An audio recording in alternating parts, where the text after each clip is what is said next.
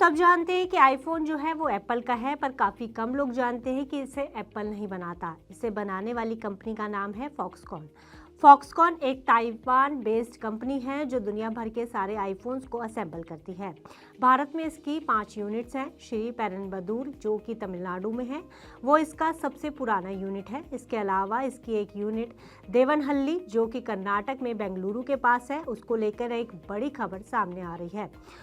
और इस खबर की सबसे बड़ी बेनिफिशियरी है हमारी नारी शक्ति। ये खबर उनके लिए रोजगार और स्वावलंबन के नए रास्ते खोलने वाला है। क्या है ये खबर और कैसे ये खबर आपके लिए एक बड़ी अपॉर्चुनिटी ला सकती है, आइए जानने की कोशिश करते हैं इस वीडियो में। नमस्कार, मेरा नाम है गुंजन मित्तल और आप देख रहे हैं मनी 9।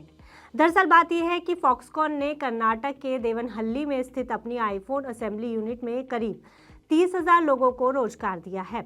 और बड़ी बात यह है कि ये पूरी भर्ती प्रक्रिया सिर्फ 8 से 9 महीनों के भीतर ही पूरी की गई है। भारत के मैन्युफैक्चरिंग सेक्टर में इतने कम समय में इतने बड़े पैमाने पर और इतने कम समय में हायरिंग का एक बड़ा उदाहरण है। इस हायरिंग की जो सबसे बड़ी बात यह है कि इन सारी हायरिंग में से करीब 70 से 80% हायरिंग महिलाओं की हुई है। कंपनी के मुताबिक इनमें से अधिकतर 19 से 24 साल की फर्स्ट टाइम जॉब सीकर्स हैं। कंपनी की ये पहल न सिर्फ देश में रोजगार जनरेट करती है बल्कि विमेंस का वर्कफोर्स पार्टिसिपेशन भी बढ़ाती हैं। हालांकि कंपनी पर कुछ समय पहले ही नौकरी देने में भेदभाव करने का बड़ा आरोप लगा था। कई मीडिया रिपोर्ट्स की माने तो कंपनी ने शादीशुदा महिलाओं को नौकरी देने में पक्षपात किया था, जिसको लेकर कंपनी की सफाई आई थी कि 25% से ऊपर हायरिंग महिलाओं की ही हुई है।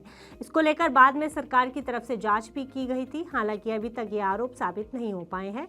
रिपोर्ट्स के मुताबिक देवनहल्ली की ये फॉक्सकॉन फैक्ट्री करीब 300 एकड़ में फैली हुई है।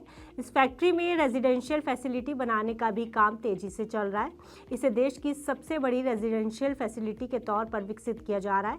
यहाँ पर फ्री एकोमोडेशन के साथ सब्सिडाइज्ड मील की भी सुविधा मिल रही है, ताकि कर्मचारियों को, विशेष रूप से महिला कर्मचारियों के लिए एक सेफ और स्टेबल वर्किंग एनवायरनमेंट बनाया जा सके। इसके अलावा अगर सैलरी की बात करें तो यहाँ पर एवरेज सैलरी 18,000 रुपये के करीब है। फॉक्सकॉन का ये कदम एप्पल के उस चाइना +1 स्ट्रैटेजी का हिस्सा माना जा रहा है, जिसके तहत अमेरिकी कंपनियां चीन पर अपनी निर्भरता कम करना चाहती हैं और इसके लिए भारत को एक बड़े ऑल्टरनेट और मेजर मैन्युफैक्चरिंग हब के तौर पर विकसित करने पर जोर दिया जा रहा है।